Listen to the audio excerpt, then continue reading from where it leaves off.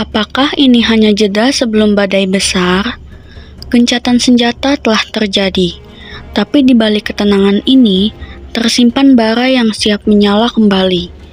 Perang Iran dan Israel belum selesai, dan berikut ini adalah 6 tanda nyata bahwa konflik berdarah ini akan kembali pecah.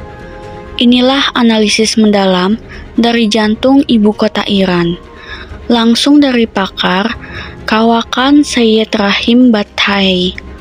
Sayyid Rahim Bataei, pakar dan analisis Iran di Teheran, mengungkapkan selama bertahun-tahun, masyarakat Iran telah terbagi antara mereka yang dengan bersemangat mendukung para penguasa teokratis Republik Islam, dan mereka yang tidak.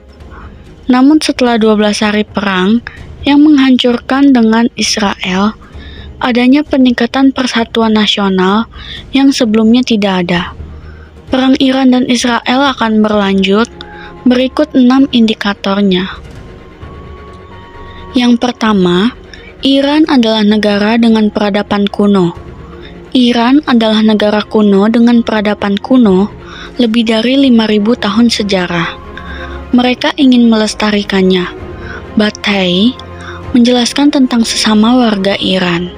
Dilansir CBS News, masyarakatnya terikat oleh identitas nasional yang kuat dan kebanggaan sejarah yang mendalam.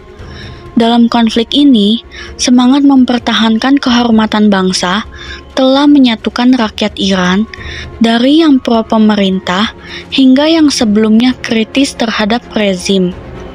Dan persatuan ini bisa menjadi bahan bakar bagi perlawanan total. Mereka berkata, "Kami adalah bangsa, kami memiliki identitas nasional. Jangan hancurkan, jangan coba-coba menghancurkan, atau jangan hina harga diri kami dan peradaban yang dalam ini." Yang kedua, perang Iran dan Israel sudah diprediksi sejak lama. Bagi Bataei, bentrokan militer antara musuh bebuyutan di Timur Tengah itu sudah terasa tak terelakkan sejak lama. "Saya sudah menduga ini," katanya dilansir CBS.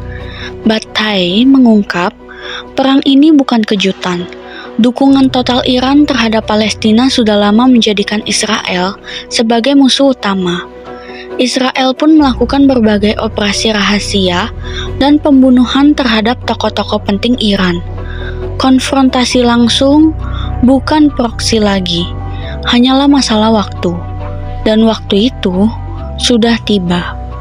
Iran memiliki keyakinan kuat untuk mendukung Palestina dan perjuangan Palestina, dan tidak malu untuk memproyeksikannya secara terbuka. Jadi, sudah jelas pada suatu titik, tidak seorang pun tahu kapan, tetapi ini akan terjadi. Bahwa Iran dan Israel akan berperang langsung, konfrontasi langsung, alih-alih perang proksi di pihak Israel melakukan pembunuhan, operasi rahasia, dan di pihak Iran berperang melawan Israel melalui apa yang sekarang disebut kelompok proksi Iran. Jadi, pada suatu titik, sudah pasti kedua negara akan mencapai titik didih ini. Yang ketiga, Khamenei jatuh. Iran akan runtuh.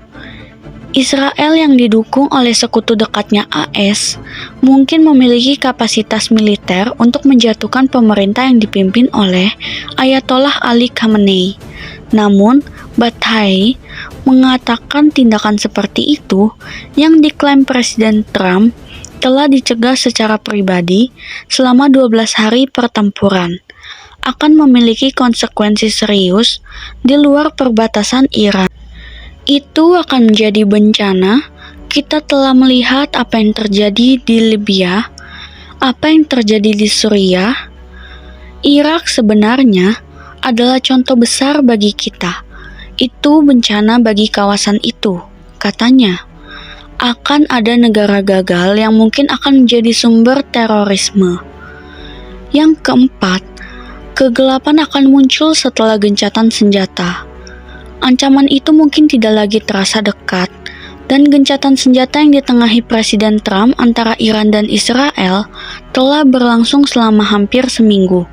Tetapi Bathai, yang sepenuhnya mengandalkan firasat yang muncul dari pengalaman lebih dari 35 tahun sebagai jurnalis di Iran, masih berjuang untuk menemukan optimisme. "Saya pikir kita sedang menuju hal-hal yang lebih gelap," katanya. "Saya bukan peramal, tetapi insting saya mengatakan, ya, kita sedang menuju hal-hal yang lebih gelap. Tetapi saya sangat berharap saya salah. AS akan ikut berperang melawan Iran lagi." Satu hal yang mengejutkan Bathai selama perang dengan Israel, Presiden Trump memerintahkan pesawat tempur AS untuk bergabung dalam pengeboman fasilitas nuklir Iran. Presiden Trump penuh dengan kejutan, katanya. "Saya tidak berpikir bahwa dia mungkin bertindak sejauh itu. Saya tidak berpikir para pemimpin Iran siap atau percaya bahwa AS mungkin menyerang Iran pada tingkat itu," tambah Bathai.